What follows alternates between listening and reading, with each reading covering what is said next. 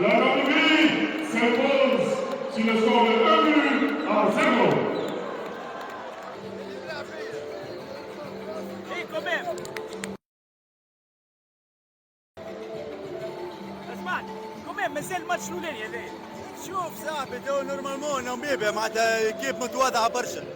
خويا تعمل لي ديفيت كونتر ناميبيا كيفاش باش نكور كونتر مالي وجنوب افريقيا. هذيك هي خويا راه المجموعات راه من الاول راه تاخذ 3 بوان خويا تنجم تكور بعدك. اما راه ماهيش كيف هذه معنا وين نوصلوا بها. للامانه معناتها منتخب متواضع برشا. اسمع جيتوا من بعيد كمان. جيت من 600 كيلومتر انا صاحبي 630 كيلومتر باش نتفرج في جلال. في جلال خويا تعرف جلال ذكرني واحد في الحومه كنت صغير كوروا في الحومه وهو راجل كبير قاعد قدام الدار مسكين سخفنا جا ولا شد لنا اونترونور يجي يقول لنا كان يلعبوكم من الفوق العبوا لهم من اللوطه كان يلعبوكم من اللوطه العبوا لهم من الفوق. سي جلال يلعب هكا خويا ما فهمت شيء يا خويا بعدوا علينا صاحبي.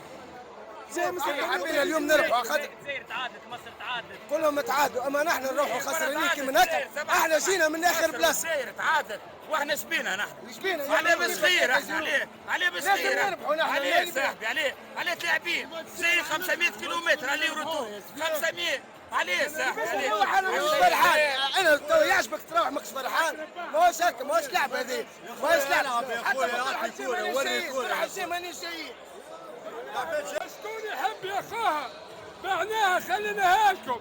كمان الخساره توجع. والله توجع والله خسارة توجع. خسارة بالجمهور هذا اللي جا فهمني ولا لا وشجع ودز معاه ولا غير السلام عليكم. تشكيلة ضعيفة ياسر برجولية ما تجيش كاين جايين قداش من كيلومتر باش نخسر خسارة هذه ما تجيش. هذا معناها البداية ما النهاية كيفاش نورمالمون يحط كيب في المستوى هذه كلها من المدرب. بالمناسبة نحيي التوانسة كل اللي هنا وللغادي وان شاء الله المرة الجاية نربحوا. كمان خساره توجع.